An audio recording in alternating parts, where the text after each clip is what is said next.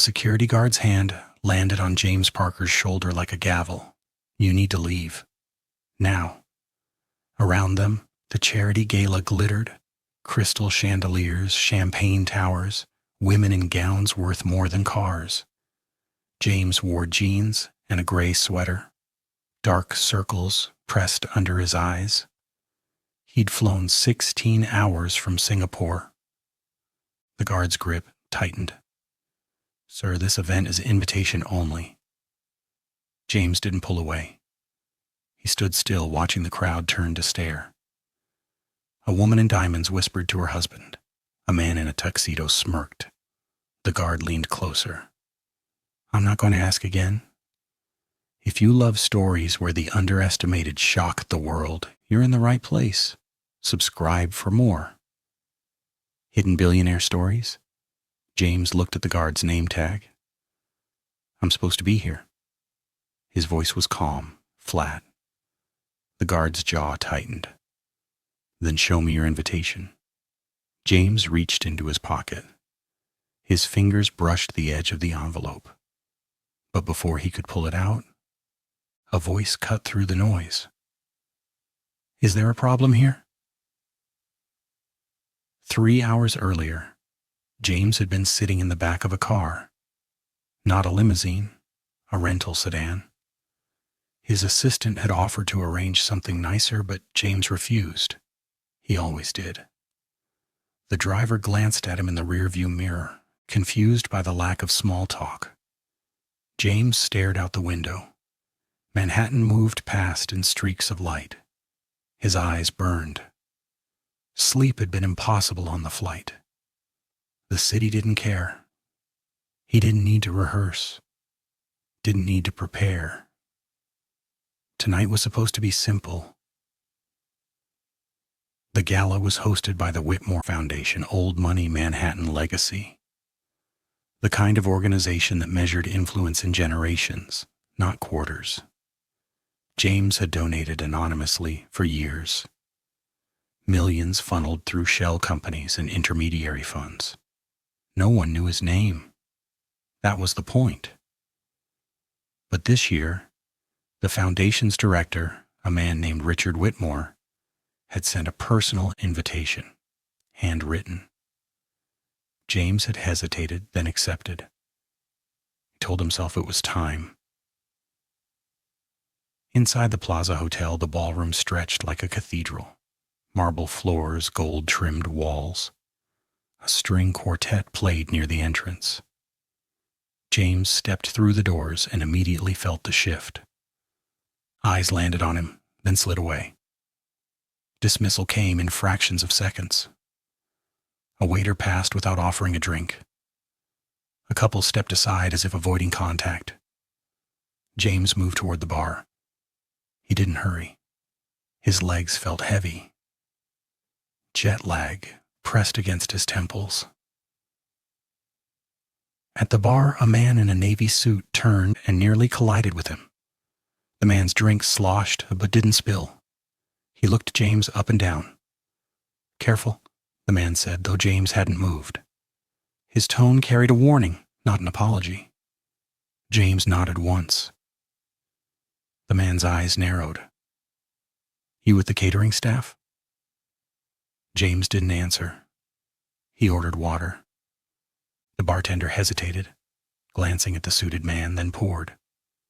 The man laughed under his breath and walked away. James found a corner near a marble pillar. From there, he could see the room without being seen. Groups formed and dissolved like cells. Laughter erupted in bursts. A woman in red held court near the stage, her hands gesturing as she spoke. Men leaned in. James recognized her from the Foundation's website. Catherine Sterling, board member, socialite, influencer in circles that mattered. She glanced his direction once. Her smile faltered. She turned back to her audience. That's when the security guard appeared. Tall, broad-shouldered, ex-military posture. He walked straight toward James. No hesitation. His hand was already rising before he reached the pillar. James set his water down. He knew what was coming. The guard stopped, 2 feet away. "Sir, I need to see your invitation." James reached for his pocket again. The guard's other hand moved to his radio. Slowly, the word hung between them. Before James could respond, the man in the navy suit reappeared. He had 2 others with him now. Both wore Rolex watches and practiced smiles. The navy suit pointed at James. "That's him. I told you someone got in who shouldn't be here." The guard nodded. One of the new men stepped closer. "This is a private event, donors only." His voice carried across the nearby tables. Heads turned. Catherine Sterling paused mid-sentence to look. James pulled the invitation from his pocket. Cream cardstock, gold embossing, Richard Whitmore's signature at the bottom. He held it out. The guard took it, examined it, then handed it to the navy suit. The man studied it like a forgery. "Anyone could print this," he said. He turned to the guard. "Call Mr. Whitmore, verify the guest list." The guard lifted his radio. James stood still. His exhaustion made everything feel distant, like watching through glass. The years before this moment had been built on silence. James had founded his first company at 23 in a Palo Alto garage, sold it at 28 for $800 million. The second company came 2 years later. Enterprise software, artificial intelligence before it was fashionable, that one sold for $6 billion. He started 3 more. 2 succeeded. 1 failed spectacularly. The money compounded. Investments in startups that became giants. Real estate across 4 continents. By 40, his net worth had crossed $40 billion.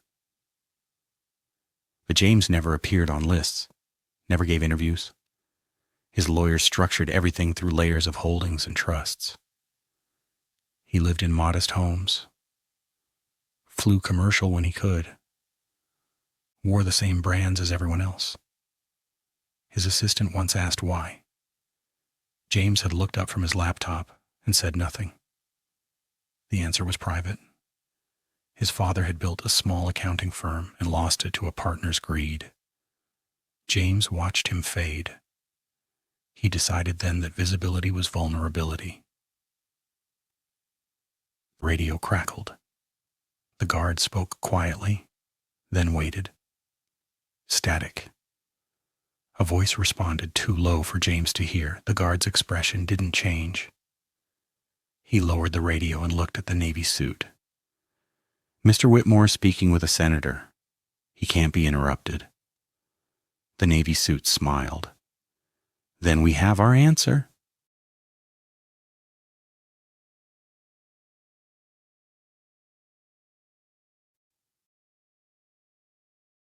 He turned to James. "You need to leave?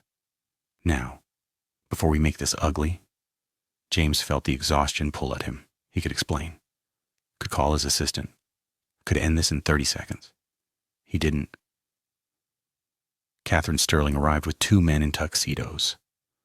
Her heels clicked against marble. She stopped beside the navy suit and looked at James with something between pity and disgust. "Michael, what's happening?" Michael, the navy suit, gestured at James. "Gatecrasher? Probably looking to network or sell something." Catherine's eyes swept over James's jeans, his wrinkled sweater, his unshaven face. "At a $50,000 a plate event?" She shook her head. "Security, please remove him, discreetly." The guard reached for James's arm. James stepped back, not aggressive, just away. "I'm a guest," he said. His voice was quiet. Michael laughed. "Of course you are, and I'm the Pope." The 2 men in tuxedos moved to flank James. One of them spoke. "Sir, let's not make a scene. Just walk out with us." James looked at the guard. Call Richard Whitmore. Tell him James Parker is here. The guard hesitated. Michael waved his hand. Don't bother Richard with this nonsense. Just get him out. The crowd had formed a loose circle now. Phones appeared. A woman whispered to her friend. A man recorded video. James felt their judgment like weight. He'd been awake for 32 hours. His body ached. His mind wanted to shut down. But he stood straight. Catherine stepped closer. Do you have any idea what kind of people are in this room? Her voice was sharp, precise. This is not a place for opportunists. James met her eyes. I know exactly who's here. If you're still watching, hit subscribe. We're just getting started with these hidden billionaire stories. Michael pulled out his phone. I'm texting Richard right now. We'll settle this. He typed quickly, then waited. His confidence was absolute. James said nothing. The response came in seconds. Michael read it, frowned, then read it again. He looked up at Catherine. Richard says he doesn't know anyone named James Parker. Catherine's smile was thin and sharp. There we are. She turned to the guard. Remove him. I don't care how. The guard's hand closed around James's bicep. The walk toward the exit felt long. Then the guard pulled. James didn't resist, but he didn't help either. Every step was measured. Around them, conversations resumed. The spectacle was ending. Someone laughed. James heard Catherine behind him, her voice low and satisfied. Can you believe that? The audacity? Michael responded, but James couldn't make out the words. They reached the ballroom doors. The guard pushed one open. Cool air rushed in from the hotel lobby. The guard shoved James forward. In the lobby, the noise of the gala faded. Chandeliers still glittered overhead, but the space felt empty. The concierge looked up, then quickly away. The guard released James's arm. You're lucky we're not calling the police. James straightened his sweater. He reached into his other pocket and pulled out his phone. The screen lit up. 47 missed calls, 63 unread messages. He scrolled past them. The guard watched. You need to leave the property. James didn't look up. I will. Outside, they didn't notice him.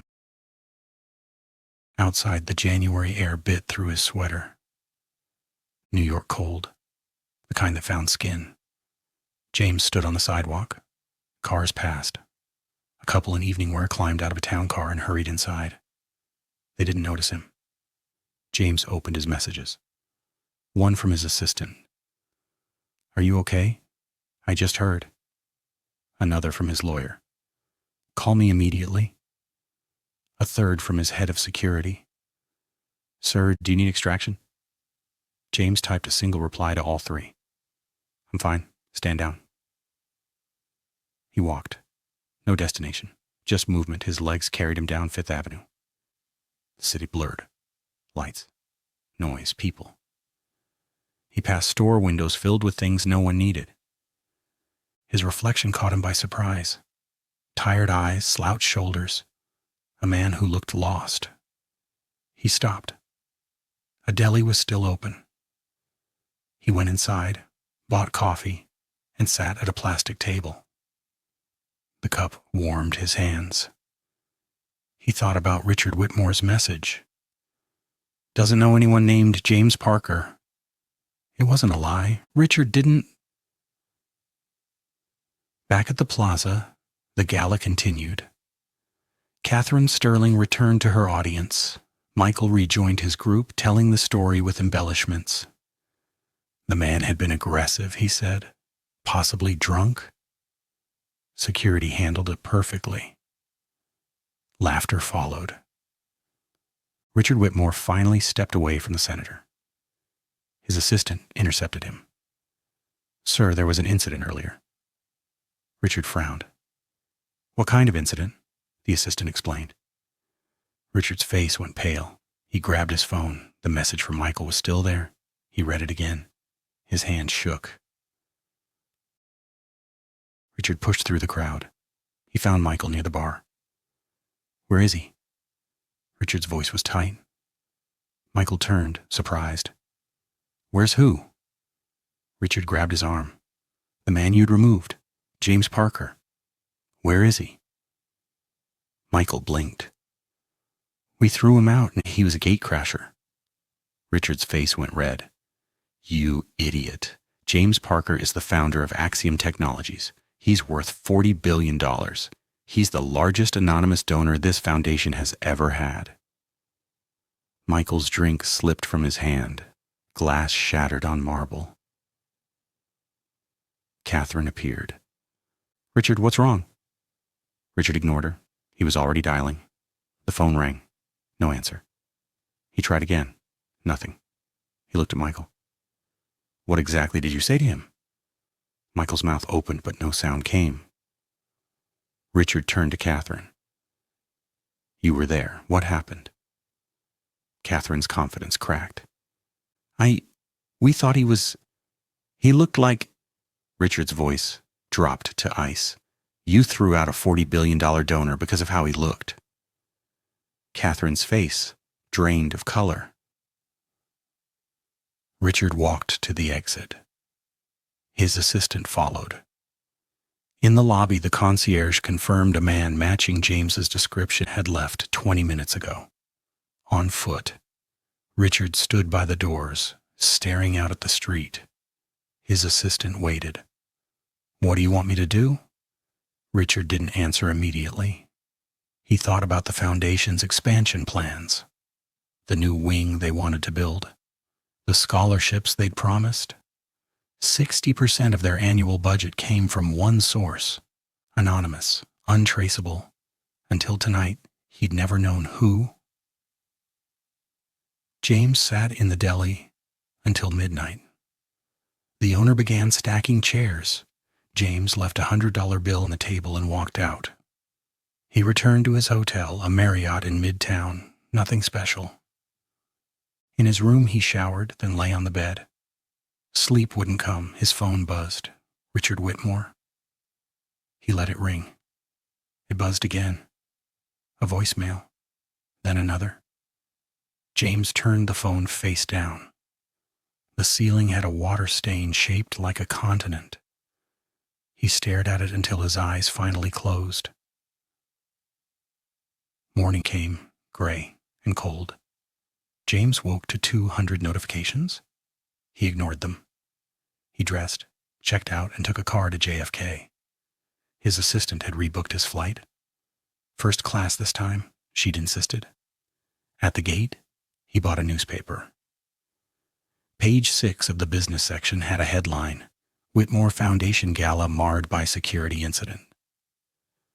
The article was brief. No names, just vague details about a misunderstanding. James folded the paper and boarded.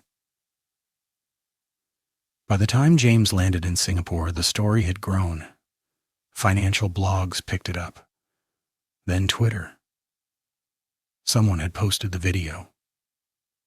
40 seconds of James standing silent while Catherine and Michael sneered. The internet did what it does. Within hours, James's identity was everywhere.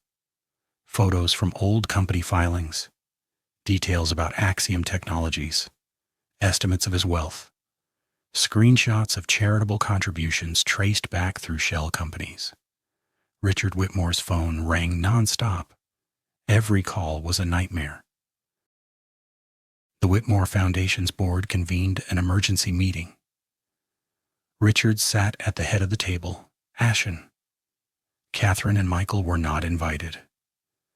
The board members had seen the video, read the articles, calculated the damage. One board member spoke first. "How much did we lose?" Richard's voice was barely audible. "Everything. He funded 62% of our operations. The new wing, The scholarships, the outreach programs, all of it came from him. Silence filled the room. Another board member leaned forward. Can we fix this? Richard tried. He sent emails, left voicemails, wrote a letter by hand, and had it couriered to James's Singapore office.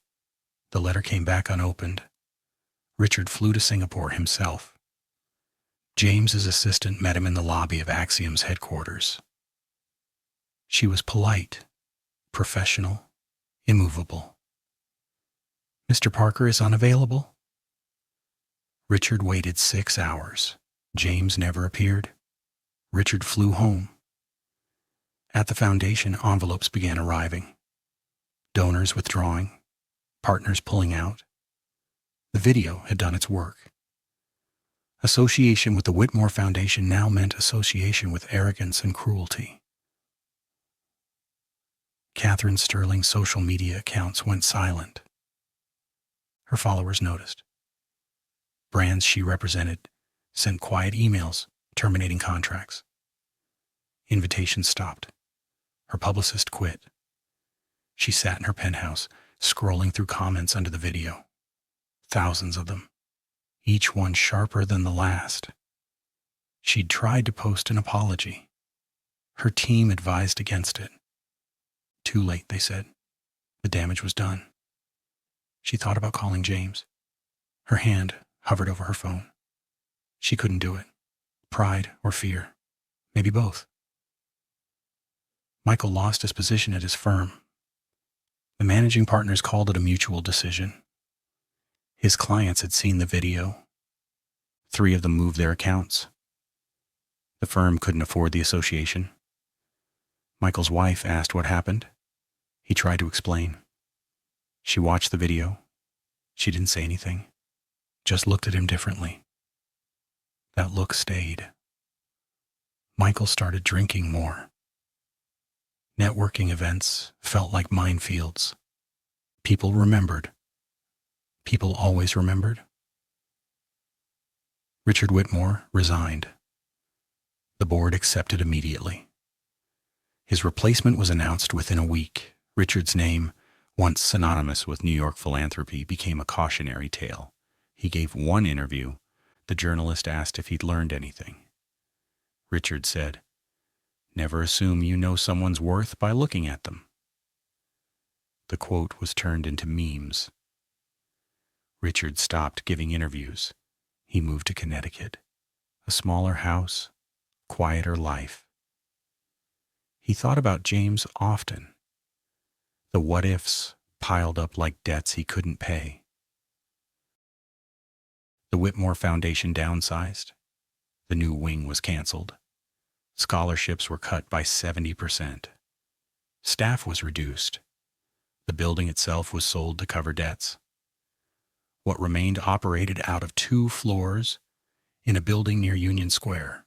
The foundation's annual gala was quietly discontinued. Board members who stayed did so out of obligation, not pride. In meetings, James Parker's name was never mentioned. It didn't need to be. His absence was the loudest thing in every room. 6 months after the gala, James sat in his Singapore office. Floor-to-ceiling windows overlooked the marina. His assistant brought tea. "The Whitmore Foundation sent another letter," she said. James didn't look up from his screen. "File it?" She hesitated. "It's from the new director. They're asking if you'd consider resuming donations, even partial funding." James stopped typing. He looked out the window. Ships moved across the water. "No," he said. His assistant nodded and left. James returned to his work. The foundation never contacted him again. James continued as he always had. Anonymous donations to other organizations. Foundations that didn't ask questions, didn't host galas, didn't care what he wore. His wealth grew. His companies expanded. Articles were written about the mystery donor funding medical research in Kenya, schools in rural India, clean water projects in South America. No one connected the dots. That was fine. James preferred it. He thought about that night sometimes. The guard's hand on his shoulder, Catherine's disgust, Michael's smirk. He felt nothing. Just distance. One evening, James received a message, not from Richard or Catherine or Michael, from a scholarship recipient. A girl who'd been accepted to MIT on a Whitmore Foundation scholarship that no longer existed. She'd found his email somehow. The message was short. She thanked him. Said his donations had changed her life. Said she was studying engineering now, wanted to build water filtration systems for developing nations. She didn't know what happened at the gala, didn't know about the collapse, just knew someone had believed in her. James read it twice. Then he replied. One sentence. Keep building. In New York, the Plaza Hotel hosted another charity gala. Different foundation. Same ballroom. Catherine Sterling was not on the guest list. Neither was Michael. Richard Whitmore watched from his Connecticut home, scrolling through photos, posted online. He recognized faces, people who used to call him. They didn't anymore. He closed his laptop. The house was quiet. His wife was asleep. He poured a scotch and sat in the dark. He thought about James Parker standing in that corner, exhausted, silent, alone. He thought about the invitation he'd sent, handwritten, personal. He wondered if James had kept it. James never went to another gala. He donated more than ever, but always through channels that kept him invisible. His assistant once asked if he missed being acknowledged. James was signing documents. He didn't pause. No, he said. She pressed. Don't you want people to know the good you're doing? James set down his pen. He looked at her. The work matters, not the credit. She understood then. It wasn't about humility. It was about control. The moment people knew who you were, they had power over you. Expectations, judgments. James had chosen freedom instead. Years passed. The video faded from social media. New scandals replaced old ones. But in certain circles, the story lingered, told at dinners, whispered in boardrooms. A reminder. At a private equity conference in Davos, someone asked about due diligence on potential partners. An older investor leaned back. Let me tell you about the Whitmore Foundation, he said. The table went quiet. He told the story, every detail. When he finished, no one spoke. Then someone asked, Whatever happened to James Parker? The investor smiled. He's richer than ever, and you'll never see him coming. James stood in his Singapore office, watching the sun set over the water. The skyline glowed. Behind him, his assistant knocked softly. Your car is ready. He had a flight to catch. London this time, a meeting with the researchers working on Alzheimer's treatment. He'd fund them. They'd never know his name. He picked up his bag. At the door, he paused. On his desk was a photo, his father, smiling, proud, unaware of what was coming. James touched the frame once, then turned and walked out into the evening, a ghost in his own fortune. If this story moved you, subscribe for more Hidden Billionaire stories. Because the richest people are often the ones you'd never notice.